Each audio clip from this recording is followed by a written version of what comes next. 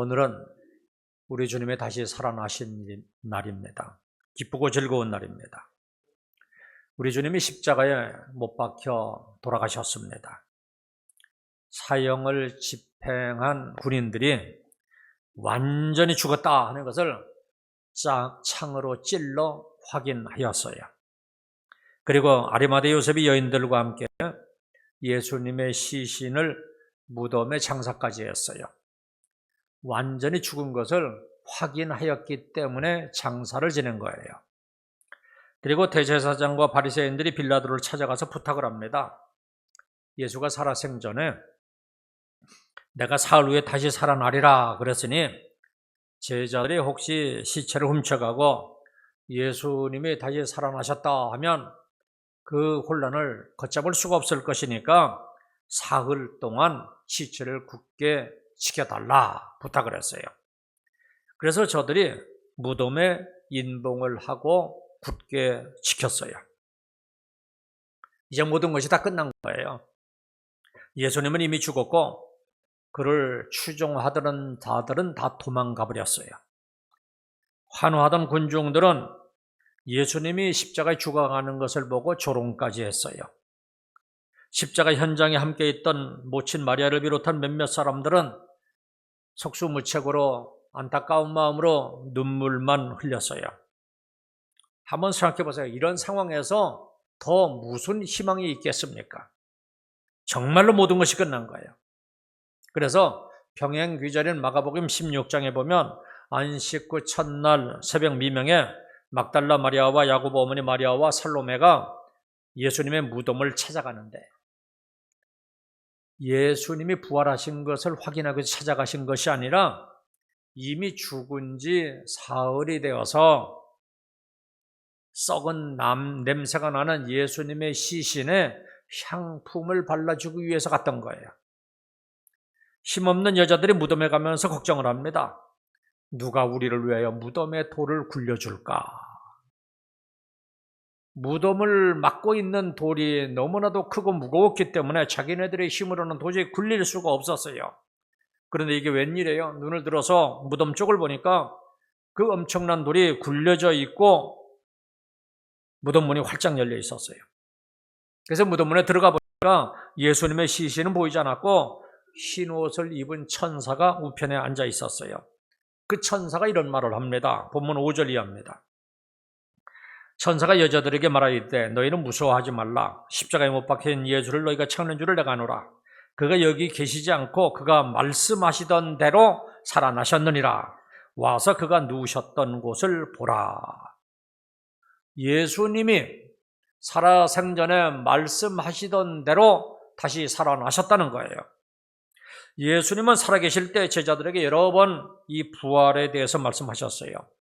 마태복음 16장 21절에 보면 이때부터 예수 그리스도께서 자기가 예루살렘에 올라가 장로들과 대제사장들과 서기관들에게 많은 고난을 받고 죽임을 당하고 제3일에 살아나야 할 것을 제자들에게 비로소 나타내시니, 이처럼 예수님은 제자들에게 자기가 예루살렘에 올라가면 종교 지도자들에게 많은 고난을 받고 죽임을 당하지만 제3일 만에 다시 살아날 것을 분명하게 말씀하셨어요. 마가복음 8장 31절입니다.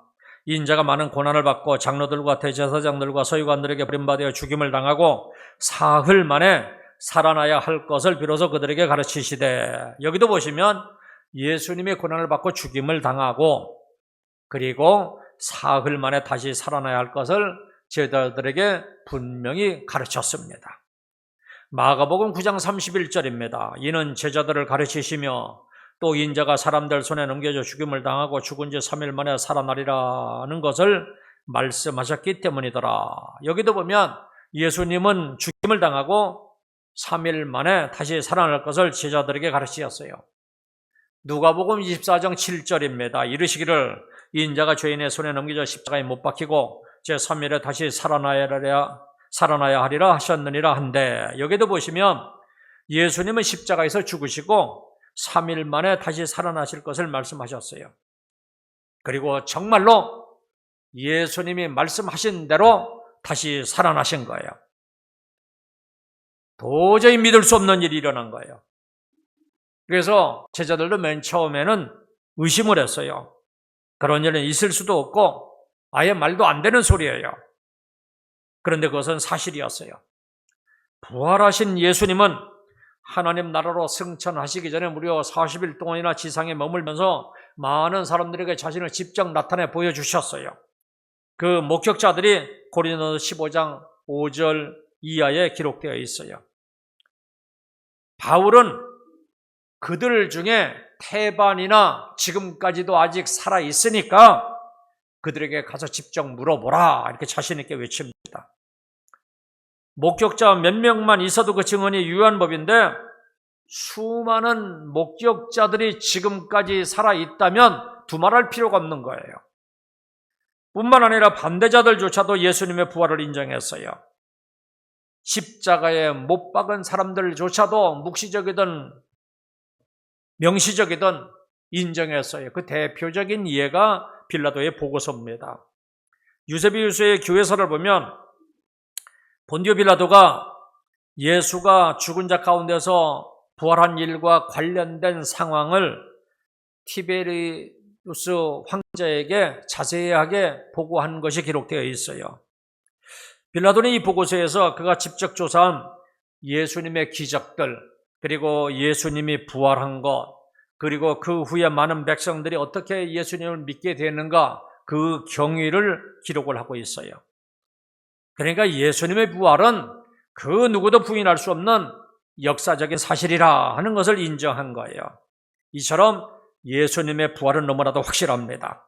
그래서 심지어 그를 배반했던 사람들조차도 180도 변화되어서 이제는 오히려 자기 목숨을 바쳐서 순교하면서까지 예수님은 죽으셨고 다시 살아나셨습니다 하고 증언하면서 다녔습니다.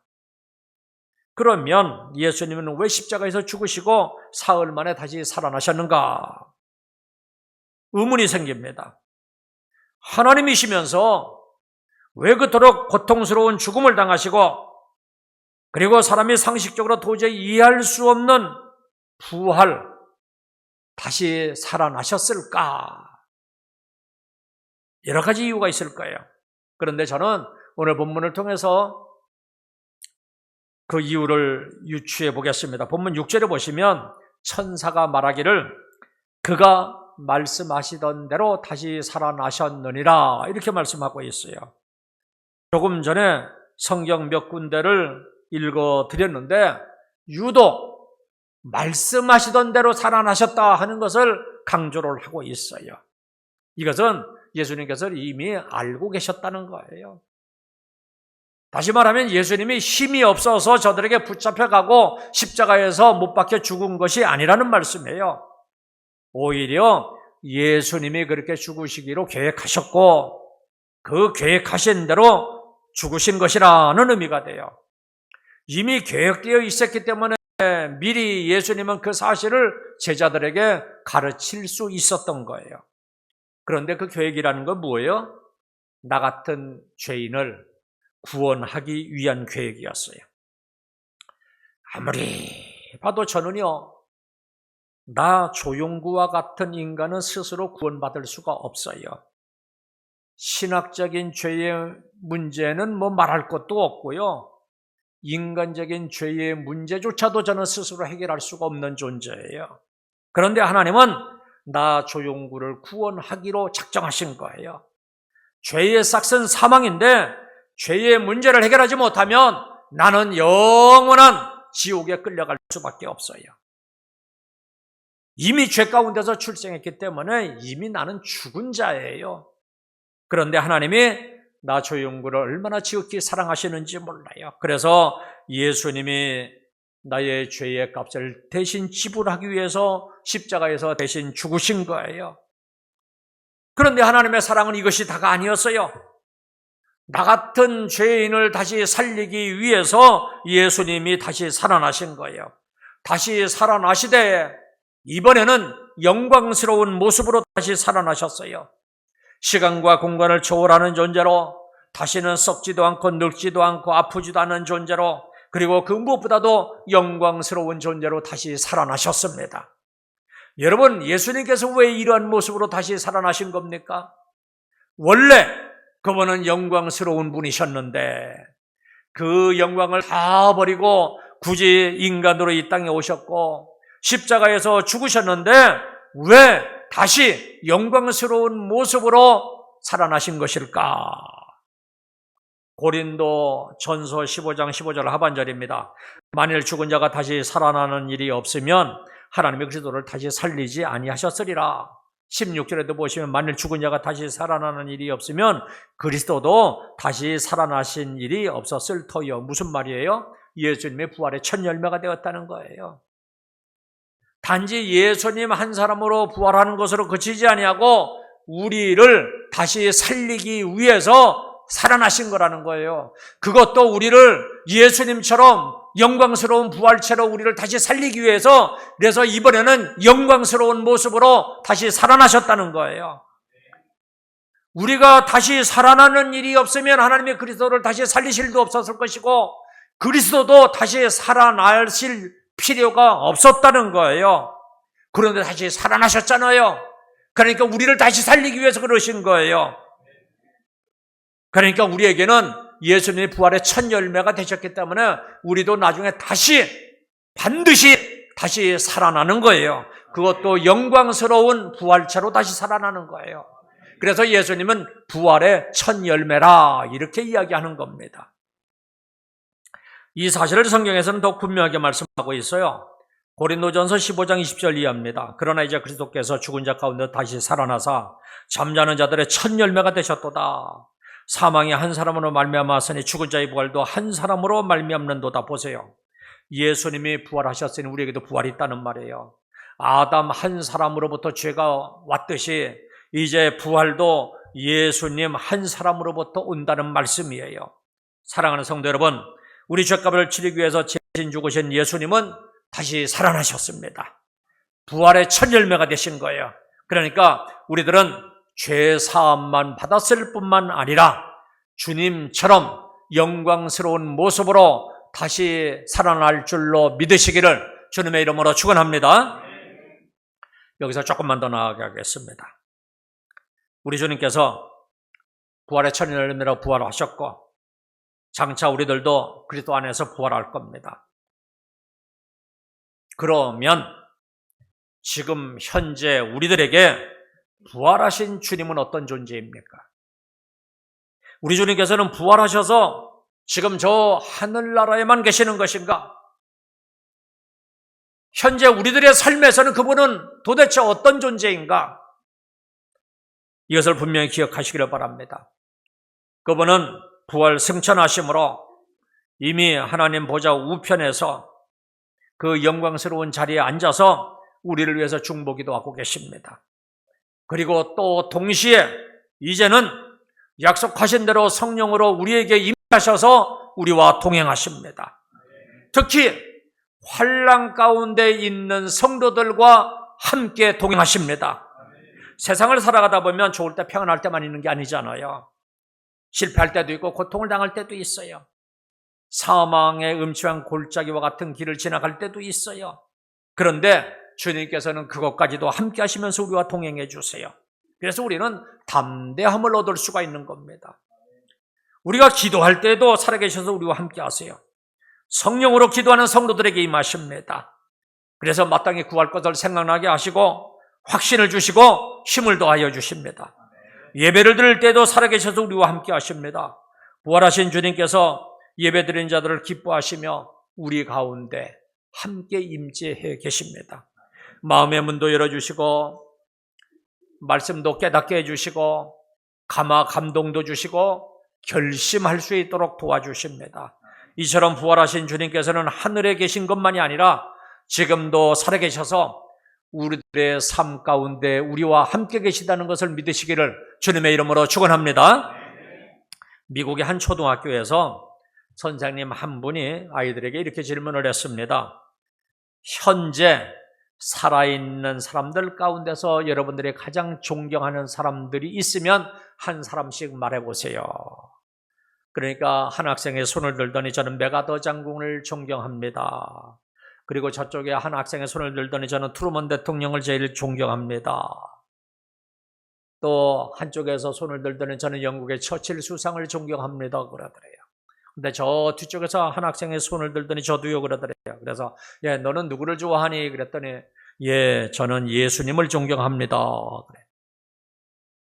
그래서 선생님이 아이들에게 이야기를 했대요. 얘들아, 나는 너희들에게 분명히 현재 살아있는 사람들 중에서 존경하는 사람을 말하라고 했는데 너희들은 어쩌면 그렇게 전부 다 이미 죽고 없는 사람들을 존경하냐 그랬대요. 그러니까 아까 저 뒤에서 손을 들고 예수님을 존경한다고 하는 아이가 손을 들더니 선생님, 그런데 예수님은 지금 살아계신 분인데요 그랬대요. 그러니까 모두가 그 자리가 다 숙연해졌다고 합니다. 여러분이 이 아이의 고백대로 우리 주님은 지금도 살아계십니다. 모든 영웅들 존경하는 사람들은 다 이미 죽었을지라도 예수님은 살아계셔서 지금 우리와 함께 하시는 겁니다. 지금 예배드리는 이곳에도 성령으로 찾아와셔서 우리와 함께 예배를 드립니다. 그리고 우리에게도 승리의 부활을 맛보게 하기 위해서 임재하십니다. 막달라 마리아를 변화시킨 것처럼 우리들을 변화시키기 위해서 임재해 계신 겁니다. 사랑하는 성도 여러분, 오늘은 주님이 부활하신 가장 기쁜 날이에요. 우리를 위해서 죽으신 주님이 부활하심으로 우리에게도 부활이 있다 하는 소망이 생겼어요. 죄된 우리의 육신의 수명을 다하면 이제 우리는 영광스러운 모습이 기다리고 있는 거예요.